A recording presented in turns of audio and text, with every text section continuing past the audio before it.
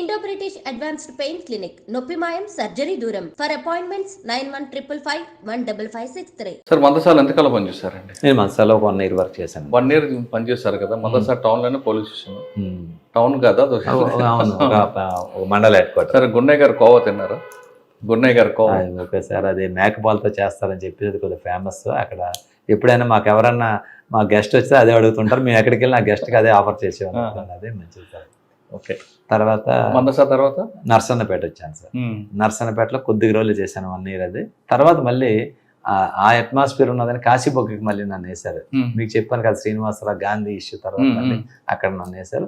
అక్కడ నేను 4 years ఉండిపోయాను సార్ కాశీబొగ్గలో. మీకు అక్కడ ఒక పెక్యులర్ స్టోరీ ఇందాక చెప్పాను, పికెట్ అటాక్ చేసి పోలీసు వెళ్తేనే అక్కడ ఇంకో స్టోరీ జరిగింది. అక్కడ గనియా ఎర్రయ్య అని చెప్పేసి ఒక పెద్ద ఆయన ఉండేవాడు. పక్కనే సిగులపల్లి ఆదినారాయణ అని చెప్పేసి ఇద్దరు ఒకే ఊరు, నీలిభద్ర గ్రామం, పలాస మండలం నీలిభద్ర గ్రామంలో గనియా ఎర్రయ్య అని ఒక పెద్ద కుటుంబం. వాళ్ళకి సంబంధించిన డిస్టెంట్ రిలేషన్ అవుతారు సిగులపల్లి ఆదినారాయణ. వీళ్ళిద్దరు వస్తున్నారు. వాళ్ళకి రైవలరీ ఉంది.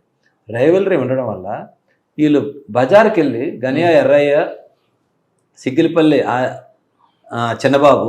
సిగిలిపల్లి చిన్నబాబు కొడుకు ఆదినారాయణ ఇద్దరు బజార్కి వెళ్ళి వస్తుంటే గనియా ఎర్రయ్య కొడుకు మన్మథరావు అని చెప్పి వీళ్ళిద్దరు వెళ్ళొచ్చి తోవ కాసి సిగిలిపల్లి చిన్నబాబుని మర్డర్ చేస్తారు. సిగిలిపల్లి చిన్నబాబు తండ్రి మర్డర్ అయినప్పుడు కొడుకు ఆదినారాయణ చాలా చిన్నవాడు అయినప్పుడు ఎంత వేడుకున్నా వీళ్ళు వదలలేదు, అక్కడ చంపేశారు. అప్పుడు వీళ్ళు వచ్చేసారు, వాళ్ళ మీద కేసు పెట్టారు. ఈ ఆదినారాయణ అనేవాడు అలాగలాగా అప్పటికి ఆయనకి 12 సంవత్సరాలు ఎంత, అక్కడ వాళ్ళ ఊరు నుంచి బ్రాహ్మణతర్లని ఒక విలేజ్కి వెళ్ళడానికి నడుచుకొని బజార్కి వెళ్ళి తెచ్చుకుని తోవలో వాళ్ళకి మట్టి రోడ్లో అది అయిందనమాట 2 గ్రామాల మధ్యలో. అది కక్ష పెట్టుకొని వాళ్ళ నాన్న చంపారని కక్ష పెట్టుకొని ఈ కుర్రవాడు ఆ కేసులో శిక్ష పడుతుంది ఏమని చెప్పేసి అన్ని రోజులు చూశాడంట. అని తర్వాత నాకు తెలిసింది ఆదినారాయణ కుర్రవాడు ఆ గనియా చెప్పాడు కదండి, అప్పటికి ఆయనకి శిక్ష పడలేదు, కేసు కొట్టేశారు. ఆ కేసు మర్డర్ కేసు. ఈ కుర్రవాడు ఏం చేశాడు, చిన్నప్పుడు వాళ్ళ నాన్నని చంపడం కల్లారా చూశాడు. అక్కడ చూసిన దాన్ని తట్టుకోలేక ఇక్కడ నాకు కోర్టులో న్యాయం జరగలేదు, పోలీస్ స్టేషన్ దగ్గర న్యాయం జరగలేదని ఈయన తిన్నకి వెళ్ళిపోయి ఎవరి ద్వారా ఎప్పుడు చెప్పి అన్నంలోకి చేరిపోయాడు. ఆదినారాయణ తండ్రిని చంపేశారు కదా, కొడుకు చట్టం శిక్షించలేదని చెప్పేసి అన్నంలోకి వెళ్ళిపోయాడు. వాళ్ళు సపోర్ట్ తీసుకొని నీలిభద్ర నక్సలైట్లు అటాక్ చేస్తారని తెలిసి పోలీసులు పికెట్ పెట్టారు. అప్పుడు నక్సలైట్లు తీసుకొని వచ్చి వాళ్ళ ఇంటి పక్కన ఉండే వాళ్ళ తండ్రిని చంపిన వాళ్ళ మీద అటాక్ చేయించాడు. ఓకే, మీకు అర్థమైందా? అవును. అటాక్ చేస్తే ఆయన తప్పించుకున్నాడు. మన్మథరావు అన్నాడు. ఎవరైతే ఫాదర్ చంపాడో ఎక్కువగా యాక్టివ్ చేసిన మన్మథరావుని ఆ రోజు అటాక్లో పోలీస్ హెడ్ కానిస్టేబుల్ దొరికి ఫైరింగ్లో ఎదురుకొని నిలబడిన హెడ్ కానిస్టేబుల్ చనిపోయాడు, కానీ మన్మథరావు మిస్ అయిపోయాడు. వీళ్ళందరూ నక్సలైట్ తీసుకుని వెళ్ళి అటాక్ చేసినా ఆయనకి సక్సెస్ అవ్వలేదు. అందరూ సక్సెస్ అవ్వకపోవడం వల్ల ఏం చేశాడు, మళ్ళీ నక్సలైట్లో ఉండి మరి ఇంకా లాభం లేదని చెప్పేసి అప్పుడు అందులో కేసు అయింది ఈయనకి. ఈయన కూడా మళ్ళీ బయటకు వచ్చాడు. బయటకు వచ్చేసి వీళ్ళు రిలేషన్ అవుతారు. ఎవరైతే ఫాదర్ని చంపాడో, అంటే ఫాదర్ చంపినా వీళ్ళ ఫాదర్ చనిపోయాడు ఎర్రయ్య, కానీ వాళ్ళ కొడుకు ఉన్నాడు. ఆ కొడుకే వాళ్ళ నాన్న, వాళ్ళ నాన్న ఈ కొడుకు ఉన్నారు, ఈ చనిపోయిన నాన్న ఈ కొడుకు ఉన్నారు. వాళ్ళ ఫాదర్ జనరల్గా చనిపోయాడు, వీళ్ళ ఫాదర్ ఏమో మర్డర్లో చనిపోయాడు. ఎప్పుడైతే నక్సలైట్లు ఇచ్చి ఈయన చంపడానికి వెళ్ళాడో ఆవిడ దొరకలే, మిస్ అయిపోయాడు. వీడు మళ్ళీ నక్సలైట్ల నుంచి మళ్ళీ లొంగిపోయి వచ్చేసి జనజీవన సేవంతో కలిసి వీళ్ళ బావ అవుతాడు ఆయనకి, బంధువు అని పిలుచుకొని వీళ్ళిద్దరు కలిసి ఫ్రెండ్ అయిపోయినట్టు కలిసి మరింత పాతకక్షలు వదిలిసాం, కలిసి తిరిగేవాడు. మీరు చూడండి అక్కడ. అప్పుడు నేను మళ్ళీ ఎస్ఐకి వెళ్ళాను అక్కడికి, కాశీబొగ్గ ఎస్ఐగా ఉండేటప్పుడు ఒకరోజు ఈ మన్మథరావు వాళ్ళ ఫ్యామిలీ వాళ్ళు ఫోన్ చేశారు, సార్ మన్మథరావు రాత్రి నుంచి ఇంటికి రాలేదు, ఎక్కడ ఉన్నాడో తెలియట్లేదు. రాత్రి నుండి రావడం బట్టి ఇప్పుడు ఆదినారాయణ ఈయన కలిసే తిరుగుతున్నారు కదా, బండి మీద ఎప్పుడు కాశీబొగ్గ రావడం ఫ్రెండ్స్తో తిరగడం వెళ్ళిపోయాడు. ఆ మరుసటి రోజు వచ్చేసి నెక్స్ట్ డే వచ్చేప్పటికి ఆ చెరువులోని గేదెలు ఎప్పుడు వెళ్ళి చెరువులో తిరుగుతాయంట, కానీ ఆ చెరువులోకి వెళ్ళిన గేదెలని జంప్ చేసుకుని వచ్చేస్తున్నాయి. అక్కడ ఏదో తగులుతుంది వాటికి. వీళ్ళు కుర్రోలు వెళ్ళి చెక్ చేస్తే ఒక మోటార్ సైకిల్ ఉంది అందులో. మోటార్ సైకిల్ చూసేసరికి బయటికి లాగారు మోటార్ సైకిల్. సార్ ఇది మన్మథరావు మోటార్ సైకిల్ అని ఉంది. మాకు ప్రాబ్లం కదా, అరే మన్మథరావు మోటార్ సైకిల్ ఉంటే అమ్మ ఏదో జరిగిందని చెప్పేసి ఈ ఆదినారాయణ ఉన్నాడా లేడని చూస్తాడికి ఈ అబ్స్కాండింగ్ మీకు డౌట్ వచ్చింది. అప్పుడు ఏమైందని చెప్తే అప్పుడు మొబైల్ ఫోన్లో లేక సార్ ఇది మీకు అప్పుడు నేను చెప్తుంది ఎప్పుడంటే 2004. ఓకే, ఆ టైంలో అప్పుడు శివధర్ రెడ్డి గారు మాకు ఎస్పీ గారు అయితే వెతుకుతుంటప్పుడు ఇంకేం చేయాలి లేదు, ఏదో ఉంటుంది ఇక్కడ ఏదో జరుగుతుందని చెప్పి అప్పుడు బాగా పొలాలు వరిసేను ఉడుపులు టైం అంటారు కదా, మనం నాట్లు వేస్తాం ఆ టైం, పొలాలు చెరువులన్నీ నుయ్యలన్నీ కూడా నిండిపోయి ఉన్నాయి. ఒక దగ్గర ఒక మనిషిని ఈడ్చినట్టు డ్రాగ్ మార్క్ ఉంది, ఒక ఈ పొలాలు నాట్లు వేసిన మళ్ళీ ఏదో జరిగింది. తిన్నగా అలాగా మా డాగులే వచ్చి తిన్నగా వెళ్తే ఆ నూతి దగ్గరికి వెళ్ళి ఆగింది. ఆ నూతి దగ్గరికి వెళ్ళి ఆగితే మొత్తం నీరంతా తోడిపించేస్తారు. వచ్చేస్తాను 2 ఇంజన్లు పెట్టించే మొత్తం మీద తోడిపిస్తే అక్కడ తీసుకెళ్ళి వెళ్తే అక్కడ తల లేదు, కాళ్ళు లేవు, చేతులు లేవు, ఓన్లీ మొండేమో గోనికి చుట్టి గోన్లో రాయి పెట్టి ఉన్నది. మొత్తం మీద బయట ఇలా చూస్తాడికి తల లేదు, కాళ్ళు లేవు, చేతులు ఒక మొండెం ఒకటే.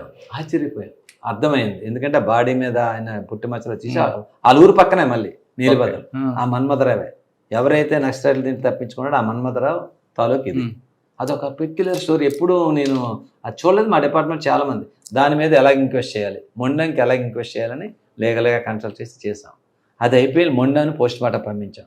తర్వాత ఇంకో నుయ్యలు అలా చేసాం. ఒక నూతిలో చెయ్యలు దొరికాయి, ఇంకో నుయ్యిలో చూస్తే కాళ్ళు దొరికాయి, ఒక నుయ్యిలో హెడ్ దొరికింది. అది మాకు 5-6 రోజులు పట్టింది. ఇవన్నీ ఒక్కొక్క రోజు, అంటే ఒక డెడ్ బాడీ దొరికితే ఒక రోజు ఇంక్వెస్ట్ చేసి పోస్ట్ మార్టం చేపిస్తాం. అలాగా ఒక్కొక్క పార్టీకి ఒక్కొక్కటి చేసుకెళ్ళాం ఆ రోజు ఆ కేసులో. ఎందుకండి రకరకాల అంటే ఒక కక్షగా చంపారనమాట. అంటే వాళ్ళు చిన్నప్పుడు చూసి చెప్పానే, వాళ్ళ ఫాదర్ని తోవలో వస్తుంటప్పుడు ఈడు వేడుకున్నా ఏడ్చినా వదలకుండా ఈయన చంపించాడని కోపం ఈ ఆదినాన్ని అతనికి. మళ్ళీ ఈయన వదలకూడదని చెప్పి ప్రాణం తెగించి నక్సలైట్లు కలిసి అటాక్ చేయించాడు చంపుదాన్ని. అప్పుడు కూడా ఫెయిల్ అయింది. ఇంకా ఆడ కక్ష ఇంకా తీరకుండా బయటకు వచ్చేసి వీడికి సరెండర్ అయిపోయినట్టు, మనం కలిసిపోయిన బంధువులు కదా ఇంక మీకు మాకు లేవని 1 సంవత్సరం పాటు వీడితోటి కలిసి స్నేహంగా తిరిగి ఒకరోజు రాత్రి ప్లాన్ చేసి వాడిని ఈ విధంగా బ్రోటల్గా కిల్ చేశారు. దొరికాడు తర్వాత అక్కడికి వెళ్ళి పట్టుకున్న తర్వాత మాకు అప్పుడు హనుమంత్ అప్పయ్యదర్ గారని ఒక ఎమ్మెల్యే గారు, డాక్టర్ గారు కూడా కదా, ఆయన లాయర్ సార్, ఆయన ఫేమస్ క్రిమినల్ అడ్వకేట్. అప్పుడు వీడి గురించి ఎదుగుతున్నాం, ఎక్కడ దొరకలేదు. ఒక అతను నాకు సలహా ఇచ్చాడు, ఎస్ఐ గారు మీరు ఇలా తిరగడం కాదండి, ఆడు చాలా వెళ్ళిపోయాడు, మీకు ఎందుకన్నా మంచిది దొరగారికి మీరు వెళ్ళి అడగండి, ఎందుకంటే ఆ ప్రాంతం అందరూ ఏదొచ్చినా ఆయన్ని అడ్వకేట్ కమ్మ పొలిటికల్ నాయకుడు, ఆయన ఎమ్మెల్యే కమ్మ క్రిమినల్ అడ్వకేట్, మీకు ఆయన ఏదన్నా ఉంటే చెప్తాడండి అన్నాడు. నేను వెళ్తేప్పటికి ఆయన నన్ను చూసి బాబు రా కూర్చొని వేసాను, నవ్వాడు ఆయన. సార్ ఏం లేదు ఎలాగంటే ఏం లేదు బాబు, ఆడు మీకు తెలియదు, అందుకు తొగవంతా మీకు తెలుసు కదా, ఎందుకు అనవసరంగా ఫస్ట్ నుంచి ఆ గొడవలు పడ్డారు, అనవసరంగా 2 కుటుంబాలు పాడైపోయి అని మాట్లాడు. సార్ అదేం లేదు అంటే మీకేమన్నా, నాకు లేదు బాబు ఎలాగ వస్తాడు, లేదు సార్ కొంచెం చూడండి దొరకట్లేదు. ఆయన లాస్ట్కి అంటే నేనంటే నిజంగా ఆయన మా సీనియర్ ఆఫీసర్ అప్పుడు సిఐ గారిని డిఎస్పీ గారిని ఆయన నమ్మేవాడు కాదు, కానీ నేనంటే ఆయన బాగా విలువ చేసేవాడు, నాకు పిలిచేవాడు. సార్ ఏం లేదు, నువ్వు ఒక మాట చెప్పు, నువ్వు ఆయన కొట్టనునంటే నాకు ఇప్పుడు లేడు, ఒక ల్యాండ్లైన్కి అయితే మనం మాట్లాడాడు, నాకు టచ్లోకి వస్తాడు, నేను చెప్తాను, కొట్టనని మీరు మాట ఇవ్వగలరా ఎస్ఐ గారు అని అడిగారు.